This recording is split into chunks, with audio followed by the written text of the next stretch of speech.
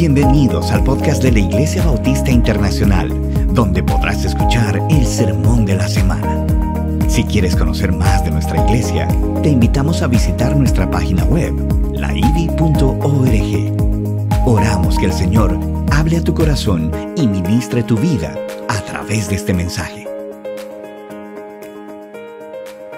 Juan 17 es el texto o es la localización de nuestro texto para el día de hoy. Continuamos exponiendo la oración que Cristo hizo, la oración conocida como la oración sacerdotal o del sumo sacerdote, llevada a cabo en el aposento alto la noche antes de Jesús morir.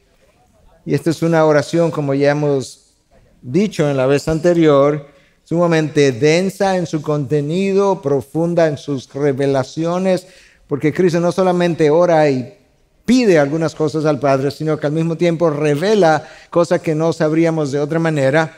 Y es una oración que también es extraordinaria, extraordinariamente sublime, yo diría, porque como ya hemos mencionado desde el domingo anterior, es una conversación intertrinitaria donde Dios Hijo le habla a Dios Padre, y no hay en ninguna otra ocasión en la palabra de Dios, ni la vamos a tener hasta que entremos en gloria, otra ocasión de poder escuchar una conversación, el contenido de una conversación que la Trinidad tiene entre ellos, y esta vez así fue. La vez anterior cubrimos los primeros 5 versículos de la oración y dijimos que en esa porción de la oración Cristo estaba orando por Él mismo. Que hoy estaríamos entonces cubriendo la segunda parte de la oración, del versículo 6 al 19. Y como mencioné ya en el servicio anterior del día de hoy, es una porción relativamente extensa, 13 versículos, y todavía no estaba convencido esta mañana de que fuera una buena idea tratar de ser tan ambicioso y tratar de cubrir todo eso, pero aquí estamos. De manera que nosotros vamos a ver de qué manera Cristo oró por los discípulos que estaban con Él esa noche y por extensión por nosotros, porque todo lo que Él tiene que orar o todo lo que Él tiene que decir en esta noche tendría o tiene aplicación para cada uno de nosotros los que hemos creído. Y lo que Cristo está tratando de pedirle al Padre lo hace en virtud del hecho de que horas después ya Él no estaría visible entre ellos. Y ellos necesitarían entonces algo especial, alguna seguridad, alguna promesa o algún entendimiento de qué era lo que estaba a punto de ocurrir y cómo es que ellos tenían que continuar o podían continuar una vez que Cristo no estuviera con ellos. Y esa es la razón por la que yo titulé mi mensaje para el día de hoy, Orando con el Hijo para vivir en el mundo. Orando con el Hijo para vivir en el mundo. Cristo está a punto de salir de este mundo. Ahora ellos tienen que quedarse viviendo en este mundo. Y Cristo, consciente de eso, ora de manera particular por cada uno de ellos. Y con eso te invito entonces a que puedas seguir conmigo el texto de Juan en el capítulo 17, comenzando en el versículo 6. He manifestado tu nombre a los hombres que del mundo me diste, eran tuyos, y me los diste, y han guardado tu palabra. Ahora han conocido que todo lo que me has dado viene de ti, porque yo les he dado las palabras que me diste, y las recibieron, y entendieron que en verdad salí de ti, y creyeron que tú me enviaste. Yo ruego por ellos. No ruego por el mundo, sino por los que me has dado, porque son tuyos. Y todo lo mío es tuyo, y lo tuyo es mío, y he sido glorificado en ellos. Yo no estoy en el mundo, pero ellos sí están en el mundo, y yo voy a ti. Padre Santo, guárdalos en tu nombre, el nombre que me has dado, para que sean uno, así como nosotros somos uno. Cuando yo estaba con ellos, los guardaba en tu nombre, el nombre que me diste, y los guardé, y ninguno se perdió, excepto el hijo de perdición, para que la escritura se cumpliera. Pero ahora voy a ti, Y hablo esto en el mundo para que tengan mi gozo completo en sí mismos. Yo les he dado tu palabra y el mundo los ha odiado, porque no son del mundo, como tampoco yo soy del mundo. No te ruego que los saques del mundo, sino que los guardes del maligno. Ellos no son del mundo, como tampoco yo soy del mundo. Santifícalos en la verdad, tu palabra es verdad. Como tú me enviaste al mundo, yo también los he enviado al mundo, y por ellos me santifico para que ellos también sean santificados en la verdad. Como pudieron ver, es un texto extenso, 13 versículos. Lo que vamos a tratar de ver es de qué manera Cristo hace estas peticiones al Padre y cómo Él, entre una petición y otra, revela las verdades que nosotros no teníamos la forma de conocer. Jesús inicia esta porción del texto que yo leí revelando de una forma particular que Él había venido a este mundo a revelar al Padre, pero no a todo el mundo, sino al mismo grupo al que ya Él había aludido en los primeros versículos, que fue un grupo de personas que el Padre le había dado al Hijo. Escucha el versículo 6. He manifestado tu nombre a los hombres que del mundo me diste. A ese grupo. Cuando la palabra de Dios dice he manifestado tu nombre, no se está refiriendo a un nombre en particular como Jehová o Adonai o yo soy. No, está hablando de otra cosa. En el contexto judío el nombre era relacionado, tenía que ver con el carácter de la persona.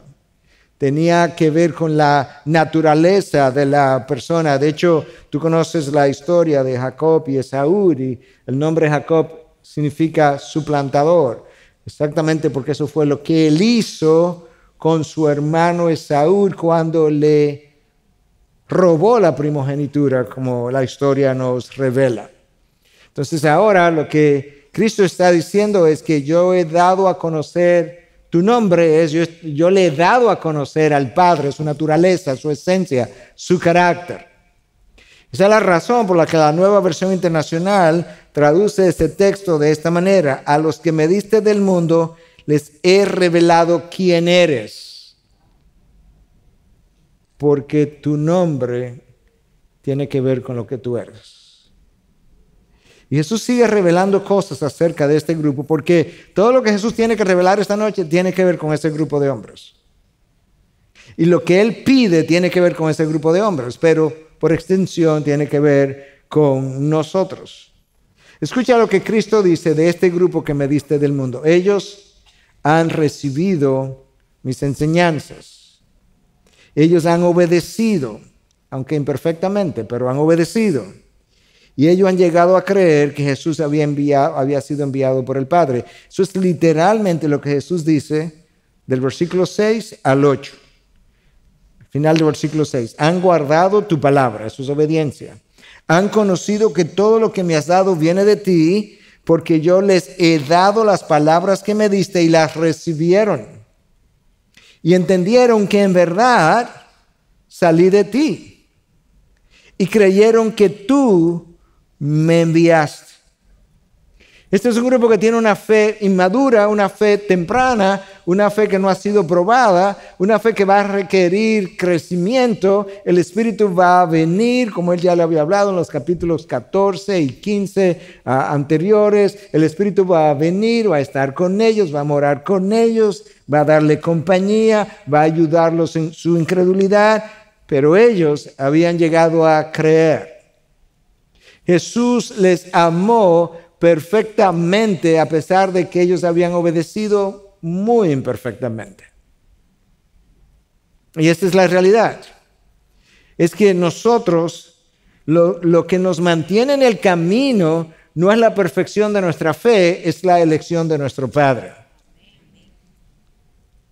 Lo que nos mantiene en el camino no es la perfección de nuestra fe, sino la elección de nuestro Padre. Los discípulos tenían dudas acerca de la muerte de Cristo. No querían rumiar. Cada vez que él hablaba de eso, trataban de esquivar el tema. Tenían dudas acerca de su resurrección. Pero a pesar de esas dudas, Cristo dice, ellos creyeron que tú me enviaste, que yo había salido de ti. La fe tenía que madurar, pero estaba presente.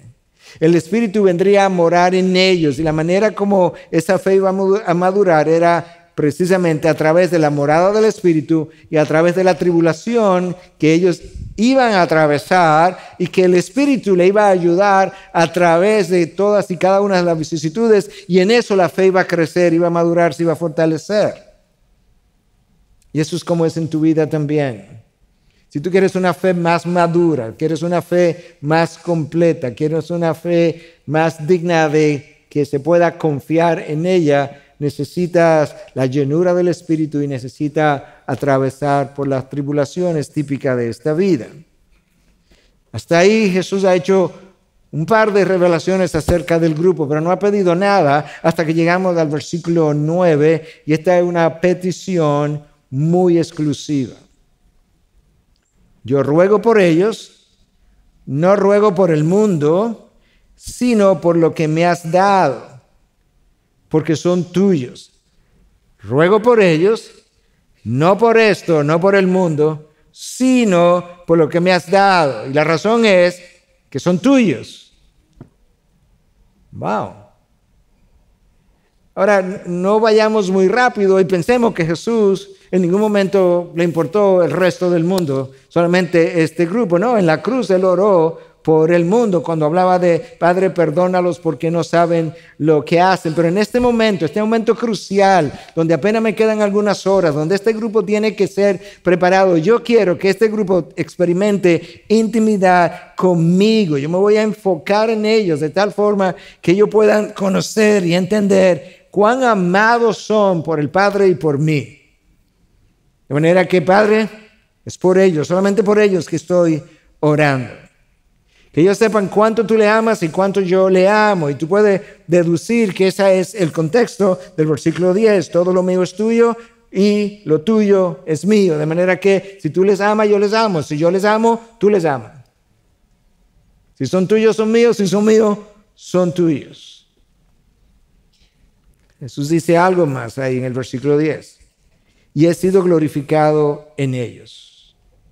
Nota que Jesús no está diciendo en este momento, yo he sido glorificado por ellos. No, eso vendrá después. Ellos tienen una fe inmadura, todavía no han salido a hacer ministerio. Cuando ellos salgan a predicar y tengan denuedo y tengan confianza y sean perseguidos y caigan en la cárcel y estén dispuestos aún a dar su vida, entonces ellos habrán glorificado a Cristo. Ahora Cristo dice, yo fui glorificado en ellos.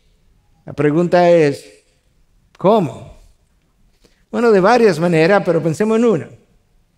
El que Jesús escogiera a un grupo de hombres no educados, sin preparación, sin ningún renombre, sin reputación, sin ninguna posición en la sociedad, pecaminosos, prejuiciados, y lo escogiera para formar su Dream Team, su equipo soñado, es una forma de Él haber glorificado su gracia, su misericordia y su amor. O sea, este es el grupo de hombres que van a formar tu equipo. Este es tu gabinete, Jesús.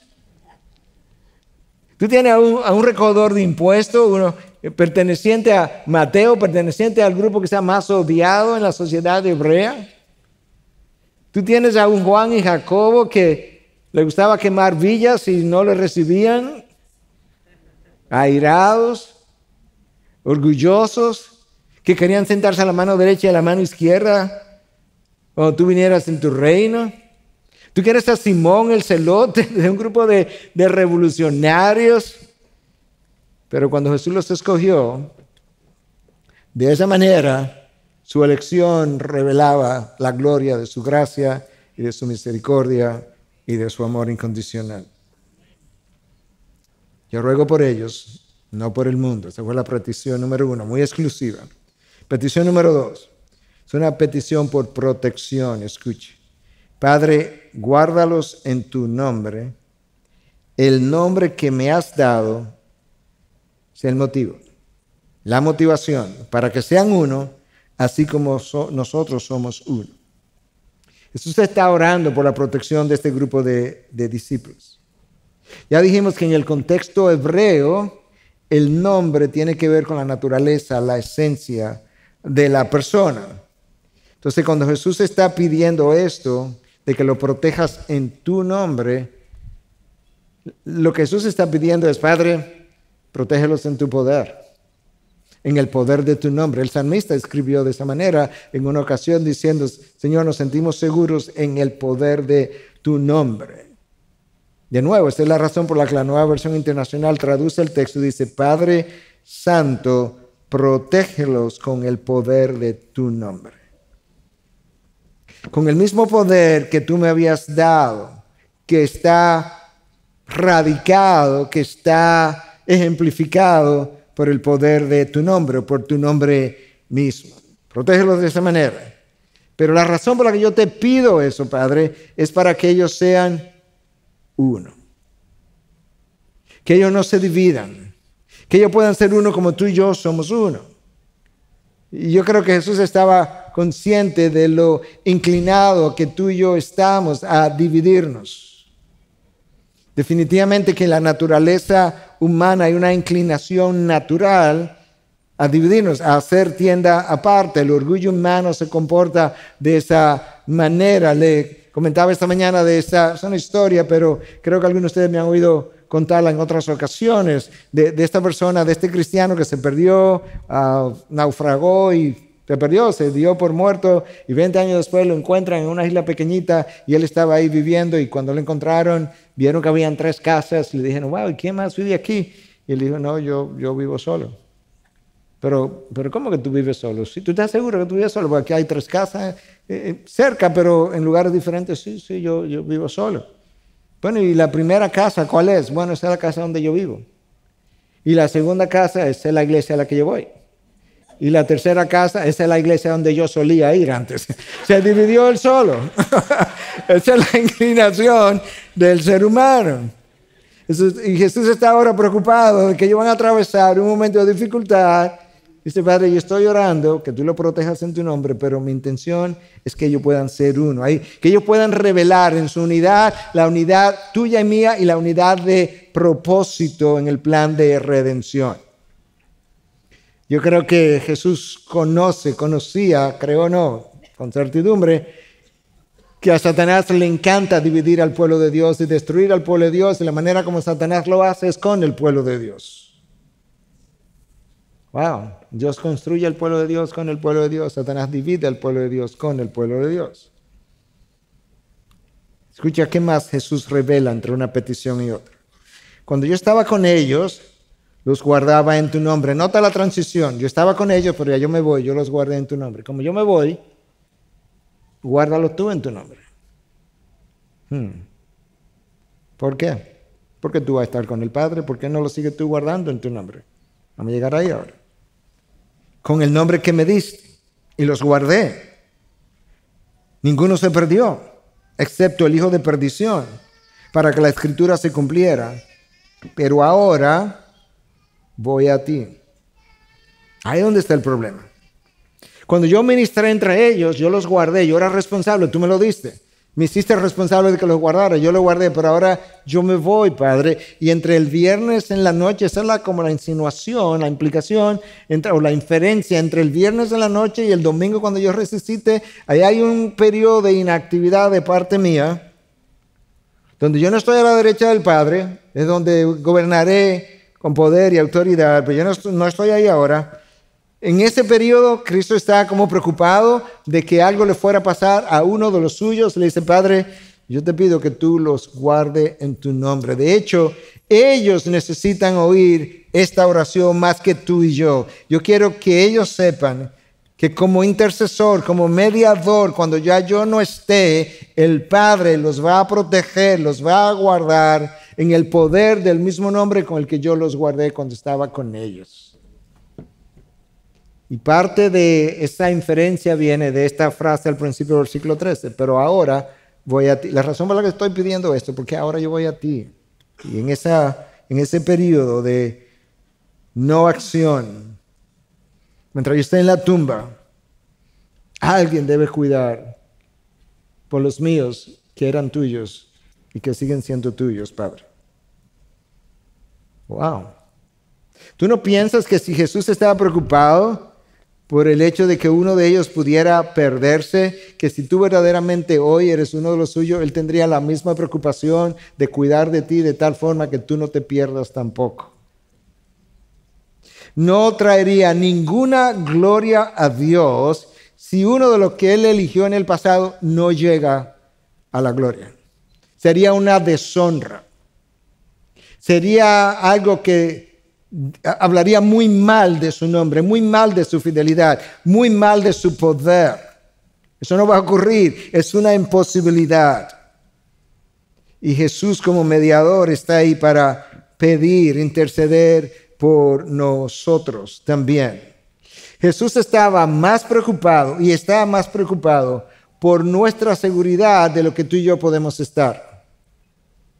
Jesús tiene más preocupación por nuestra seguridad que lo que tú y yo podemos estar, de que no nos perdamos en el camino. Es exactamente como ocurre con los padres. Los niños a veces juegan, los niños se van al mar, o se van a la playa, se van al río, y ellos como que no están pensando en la posibilidad de ahogarse, y los padres no le quitan los ojos de encima, porque ellos están más preocupados con la suerte que ese niño pueda correr que ellos mismos. Nuestro Padre es exactamente igual, pero mucho mejor.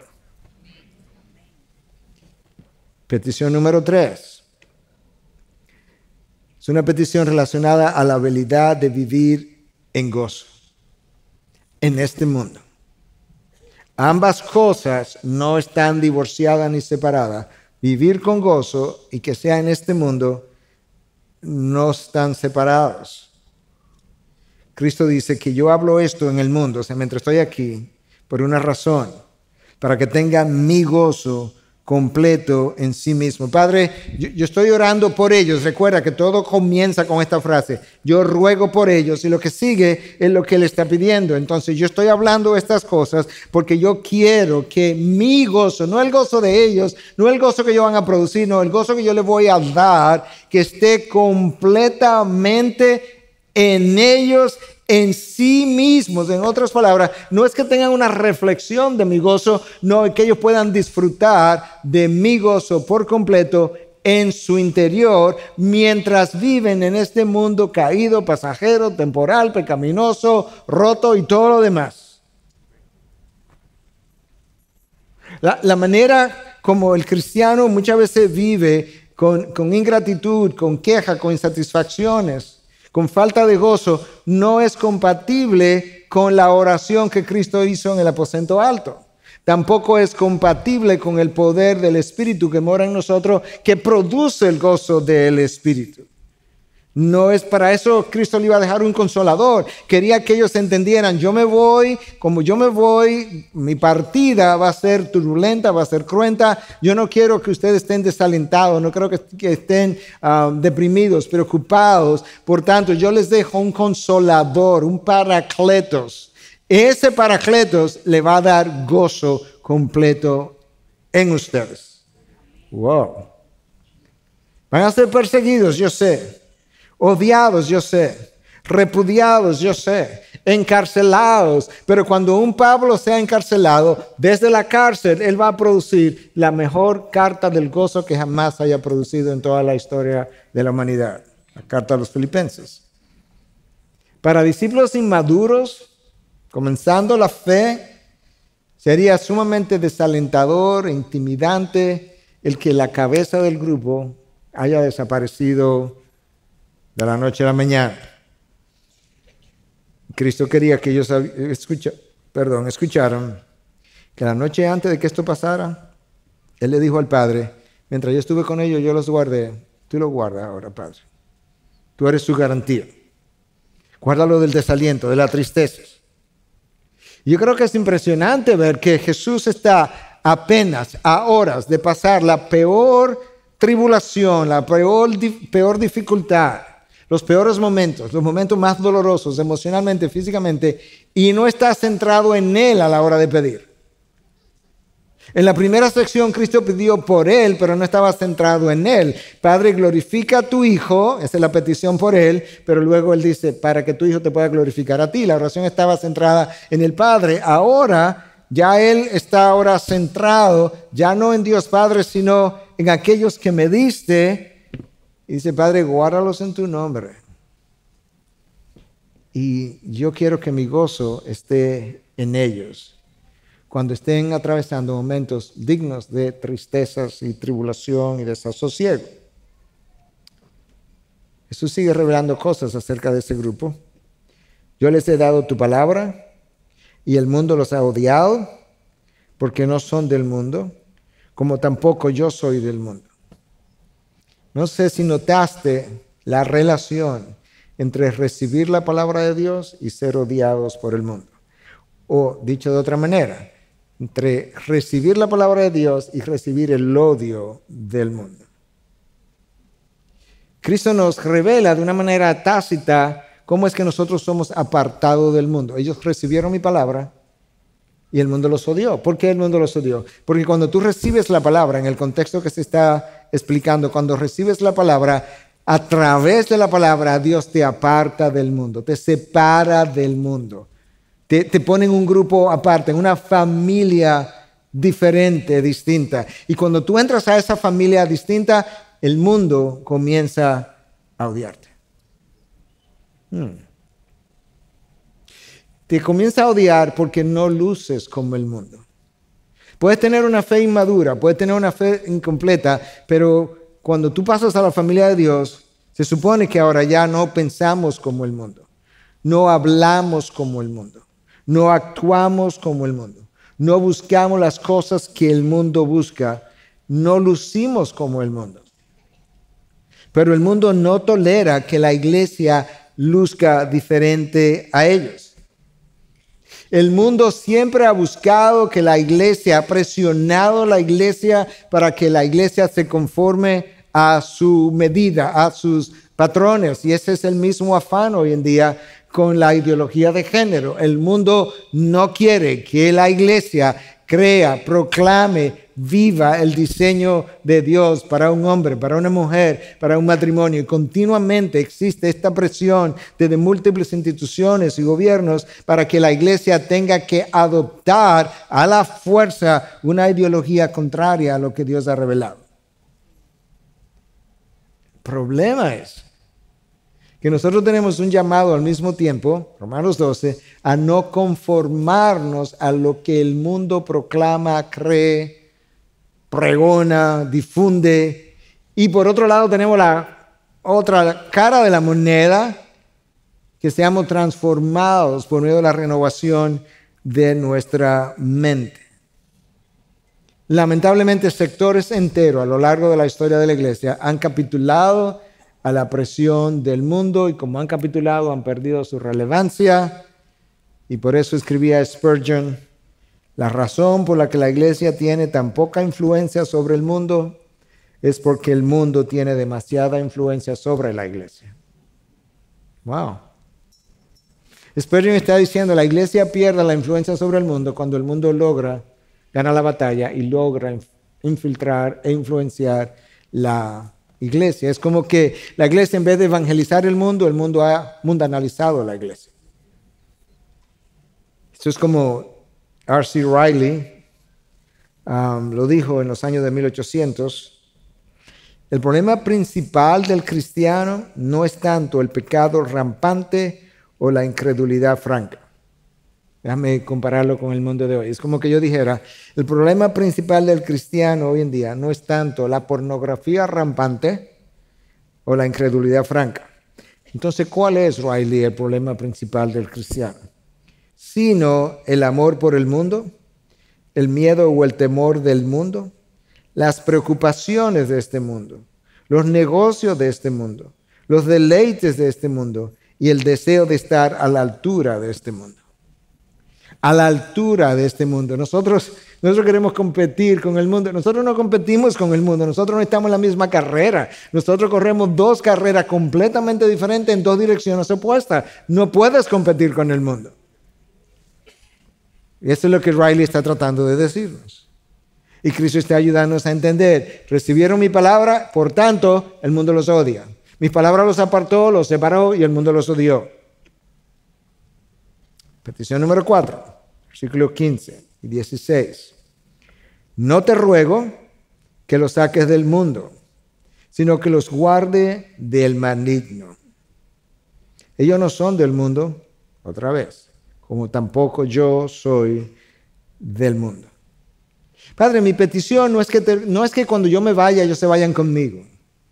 No, porque yo me voy de este mundo, porque yo completé mi misión, pero ellos no han completado su misión, ellos van a comenzar su misión. Yo los voy a dejar en el mundo porque en el mundo alguien tiene que dar testimonio de la verdad, porque para eso yo vine para dar testimonio de la verdad, como le reveló Cristo a Pilato. Ahora yo me voy, pero alguien tiene que quedarse aquí para dar testimonio de esa verdad. Y eso es parte de nuestra función. Alguien me escribía en esta semana, me preguntaba, alguien que está liderando cierto ministerio, me preguntaba cuál yo creía que era la función primaria de la apologética. Y yo dije, bueno, la apologética nunca ha convencido a nadie, porque el problema del hombre no es intelectual, es moral, pero la apologética hay que hacerla porque alguien tiene que dar testimonio de la verdad en medio de un mundo oscuro. Lo que Dios haga con la propagación y el testimonio de la verdad es algo que está en sus manos. Dios nos quiere en el mundo como testigos de la verdad de la que Cristo dio testimonio también. Entonces Cristo dice, déjalo en el mundo, yo no estoy viendo que lo saques. Yo sí tengo una petición, Padre, es que lo cuides o lo protejas del mal o del maligno, dependiendo de la traducción. El lenguaje original permite ambas traducciones de manera igualitaria, del mal o del maligno. Tú y yo necesitamos que nos protejan de ambas cosas. Porque la palabra nos revela que Satanás es como un león rugiente buscando a quien devorar. En el jardín del Edén convirtió a Adán y Eva en enemigos de Dios. Pecaron, le dieron la espalda. En el desierto intentó de convertir al hijo en enemigo del Padre. Simplemente, mira Jesús, lo único que tú tienes que hacer es una cosita, es pequeña. Te postras a mis pies y acabamos. Y de esa misma forma, en el aposento alto, en la última cena, Satanás entró en Judas y lo convirtió en el traidor del Hijo. Cuando Cristo le está hablando acerca de cómo el mundo nos odia porque hemos recibido su palabra, ahora en el contexto de la oración, esta no es la primera vez que esa noche él había hablado de eso. Ya anteriormente, la misma noche, en otra ocasión, ya no orando, sino conversando con ellos, Cristo le había revelado algo similar, quizás con algunos detalles diferentes, o un detalle diferente, pero en esencia la misma cosa. En Juan 15, 19, si ustedes fueran del mundo, el mundo los amaría como a los suyos. Pero ustedes no son del mundo, sino que yo los he escogido de entre el mundo, y por eso, escucha, el mundo, ustedes no le caen bien al mundo, no. El mundo no tiene ninguna afinidad con ustedes, no. Por eso el mundo los aborrece. El mundo los odia. ¿Pero por qué? Porque yo los saqué de en medio de ellos y ustedes ahora, de alguna manera, cuando reflejan algo de mi carácter, ellos se ven en ese espejo y a ellos no les gusta lo que ven. No les gustan dedos que les señalen. No les gustan verdades que les confronten. Y el mismo Juan que escribió esta oración, que escuchó de parte de Jesús, él envejece, adquiere experiencia, ya está más maduro y escribe la primera carta de Juan y en 3:13 dice, hermanos, no se maravillen si el mundo los odia. O sea, eso no es una sorpresa. ¿De qué se sorprenden? Eso es como siempre ha sido y estaba supuesto a ser y continuará siendo hasta que Jesús vuelva. Pastor, mire, en mi oficina yo prefiero ni hablar. Porque de que yo comienzo a hablar, la gente se incomoda. Es como si le estuvieran hablando de su enemigo. Por eso yo prefiero no hablar. ¿En serio? O sea, tú pensabas que tú le ibas a hablar de su enemigo porque hay una enemistad entre Dios y el hombre. Y yo decía, wow, ese enemigo sí es bueno. En serio, tú piensas que si tú le dices eso a Jesús, que Cristo te dice, ¿de verdad que en tu oficina hacen eso? ¿Eso me sorprende? No, te va a decir, ¿no has leído la Biblia? Es como está supuesto a ser. De manera que si el mundo nos odia, no debiera sorprendernos. ¿Tú sabes qué sí debiera sorprendernos? Que el mundo se enamore de la iglesia. Eso sí debiera ser sorprendente. ¿Cómo lo es? Porque ser cristiano se ha puesto de moda. La gente se convierte, los artistas se convierten, no cambian de estilo de vida, siguen igual, comienzan sus conciertos, las presentaciones, leen la Biblia, siguen viviendo de la misma manera. Porque la iglesia o el mundo se ha enamorado de la iglesia, pero resulta que cuando el mundo se ha enamorado de la iglesia, no es porque el mundo sea santificado, es porque la iglesia se ha mundanalizado. Y ahora es atractiva porque luce como yo. Esa iglesia es, en buen dominicano, chulísima. Porque mira, tú vas y uno ni cuenta se da como lo mismo que uno vive de lunes a sábado. C.J. Mahaney escribió un libro llamado, un librito pequeñito, Worldliness o Mundanalidad. Él dice, el mayor peligro de la iglesia hoy no es persecución. Hablamos de persecución, nos quejamos de que la persecución está llegando. Y Mahaney dice, no, pero el problema de la iglesia no es persecución. Su mayor peligro es seducción. Ser arrastrada, ser convencida de que las formas del mundo son las formas que ella debe seguir. Y en vez de salir del mundo, regresar al mundo. De hecho, yo creo que muchas veces lo que hay que hacerle a la iglesia hoy es sacarle al mundo que está dentro. Después que ella fue sacada del mundo. Petición número 5. Es una petición de transformación para ser conformados a la imagen de Cristo. Escuche. Santifícalos en la verdad. Tu palabra es verdad.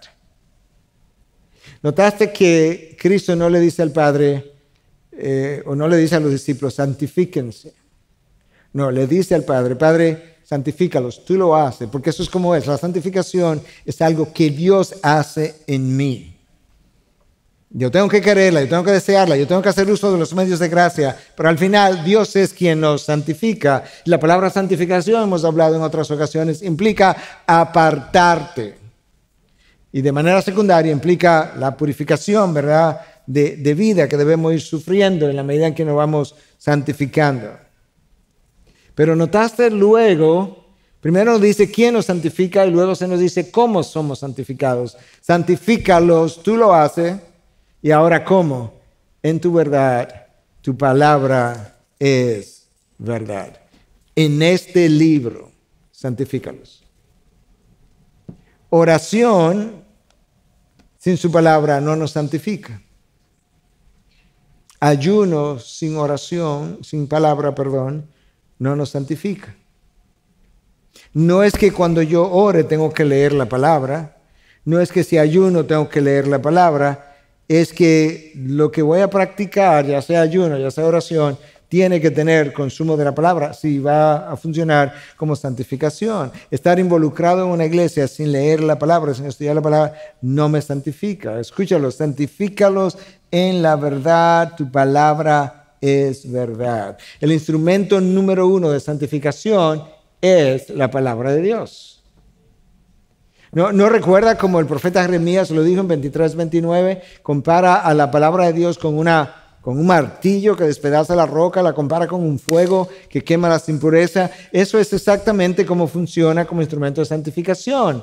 La palabra que yo leo, que yo puedo rumiar, es la que me confronta patrones de pecado, confronta malas ideas, antivalores en mí, patrones de pensamiento. Al confrontarlos, termina consumiendo esas impurezas porque termina cambiándolos.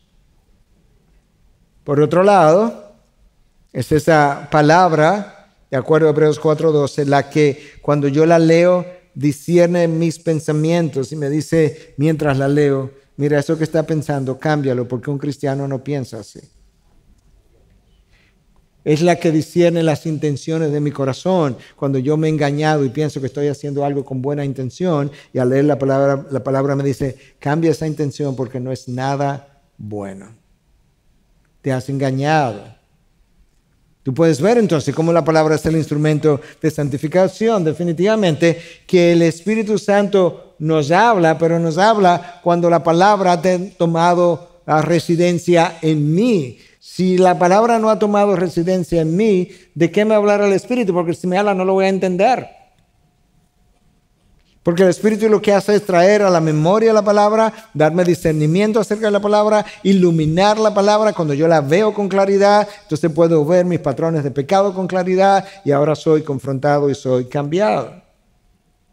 Es a través de la palabra que el Espíritu de Dios me empodera para vivir santamente en el mundo. Del gozo de que hablamos, del que Jesús pidió al Padre para que fuera completo en ellos, también está relacionado a la palabra. De hecho, en el Salmo 119, el salmista dice, mucha paz tienen los que leen la palabra. Mucha paz tienen los que estudian la palabra. No. Mucha paz tienen los que aman la palabra. La aman y su amor los lleva a consumirla. Su amor a la palabra los lleva no solamente a consumirla, sino a aplicarla. Aman la palabra y por tanto se someten a la palabra. Con mi mente yo necesito conocer la palabra. Con mi corazón yo necesito amar la palabra. Con mi voluntad yo necesito ir y poner en práctica la palabra. Eso es como nosotros somos santificados por medio de ellas. Finalmente Jesús hace una afirmación en los versículos 18 y 19. Dice, como tú me enviaste al mundo, yo también los he enviado al mundo.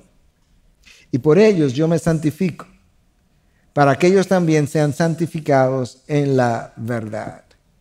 Notaste que antes de Jesús hacer mención de su misión en el mundo, lo primero que ocurre es una santificación, una petición por santificación. Claro, porque si ellos van a ir al mundo a dar testigos, a ser testigos de la verdad. Y para que ellos puedan ser testigos de la verdad, primero tú tienes que santificarlos en la verdad. Tienen que conocer la verdad, tienen que ser transformados por la verdad, tienen que vivir la verdad. Por tanto, eso tiene que ocurrir antes de que yo los envíe al mundo. Y ahí donde viene el versículo 18. Yo también los he enviado al mundo. Cristo lo reveló. Ustedes son la sal de la tierra. La sal tiene propiedad de preservar. En el Sermón del Monte, ustedes son la sal de la tierra, ustedes son la luz del mundo. En medio de la oscuridad, el mundo no conoce la luz. El mundo no tiene ni idea de lo que esto es. Ustedes son. De forma que, cuando Cristo salió, nos quedamos nosotros. No somos del mundo, pero es en el mundo que estamos. Es en el mundo en que necesitamos estar.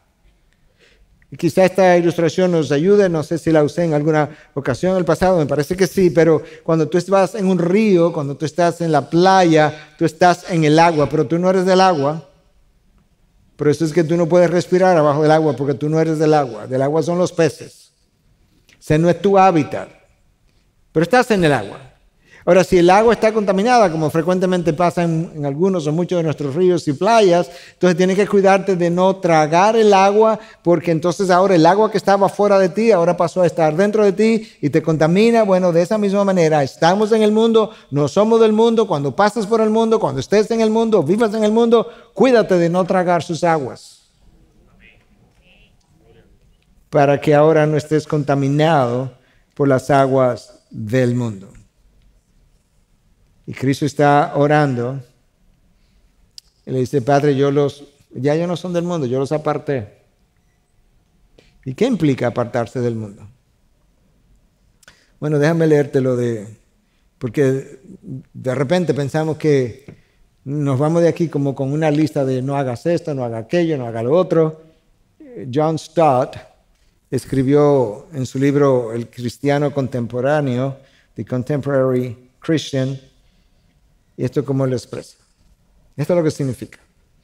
Dios debe estar motivando nuestro trabajo. O sea, tú vas a trabajar, tú vas a ser ingeniero, médico, abogado, pintor, lo que tú quieras, hombre de negocio, pero Dios, si te apartaron, tú vas a pensar diferente, vas a vivir diferente. Dios va a estar motivando nuestro trabajo, nuestras metas, nuestra creatividad, nuestros corazones, nuestras formas de amar, la manera como compramos y vendemos, nuestra manera como usamos o no usamos la tarjeta de crédito,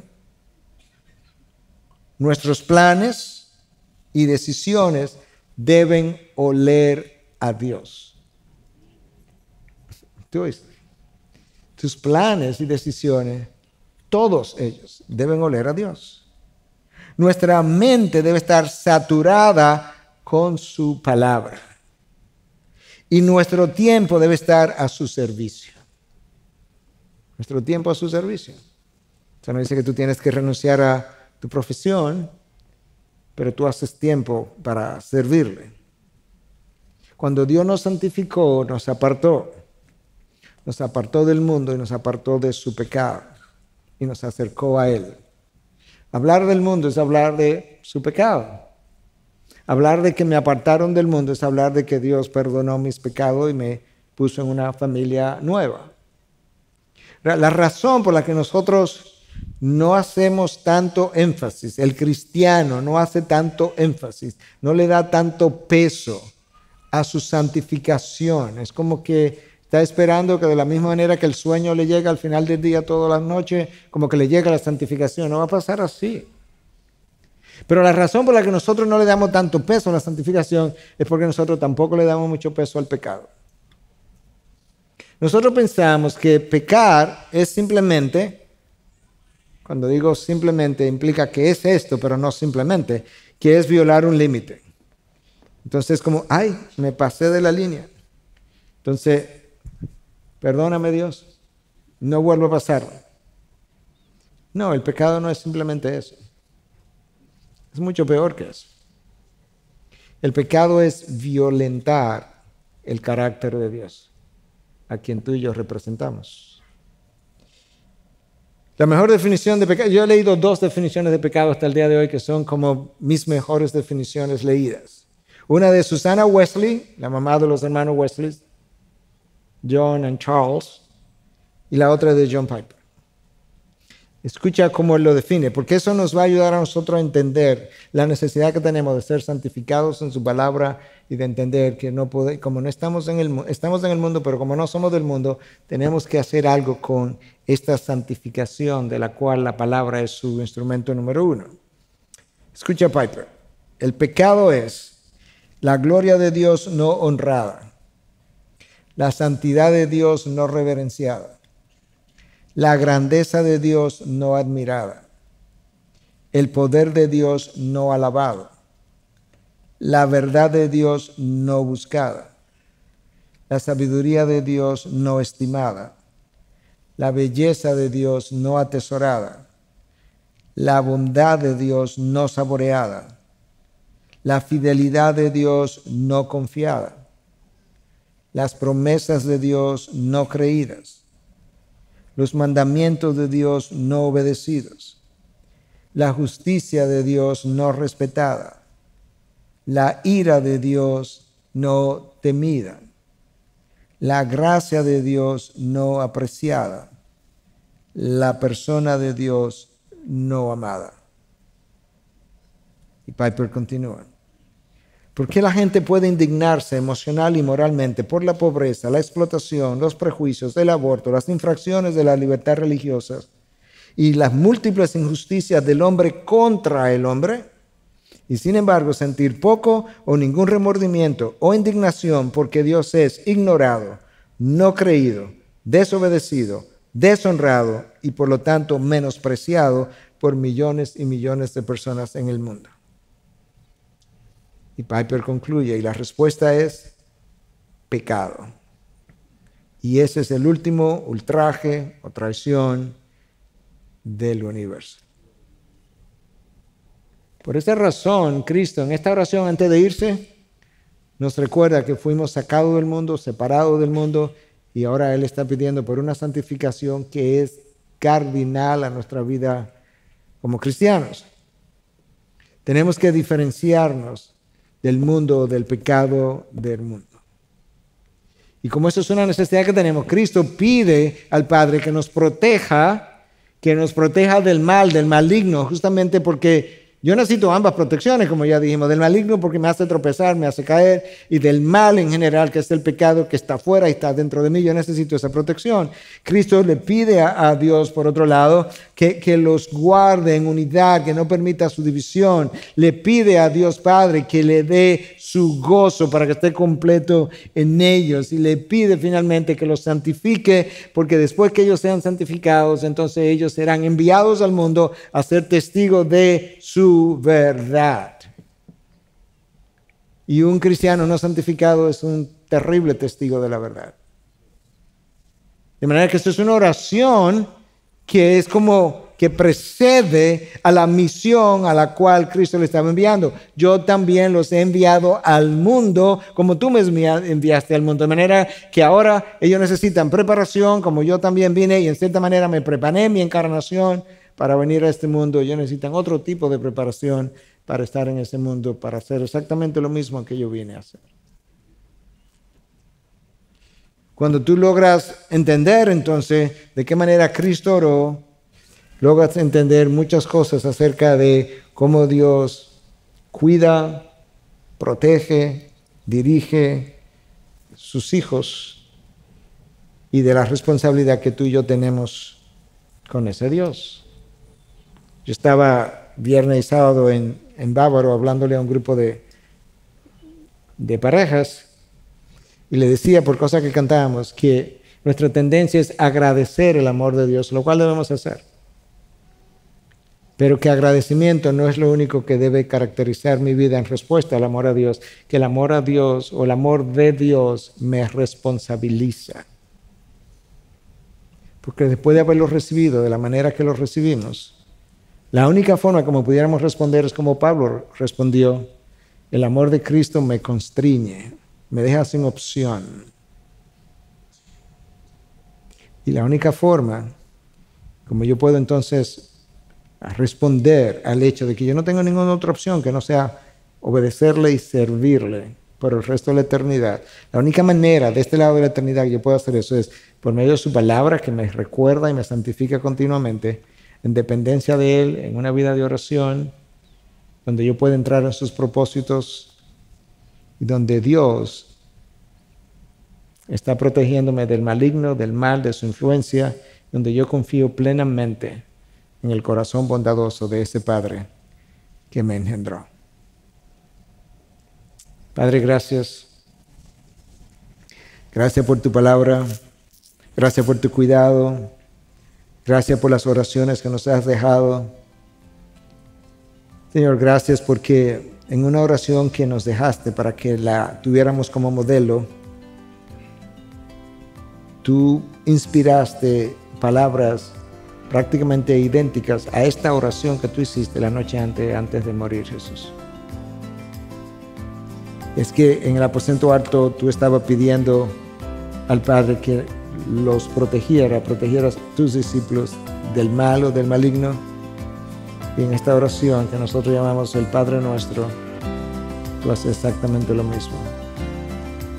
Y nos insta a orar pidiendo para que Dios nos proteja del maligno o del mal.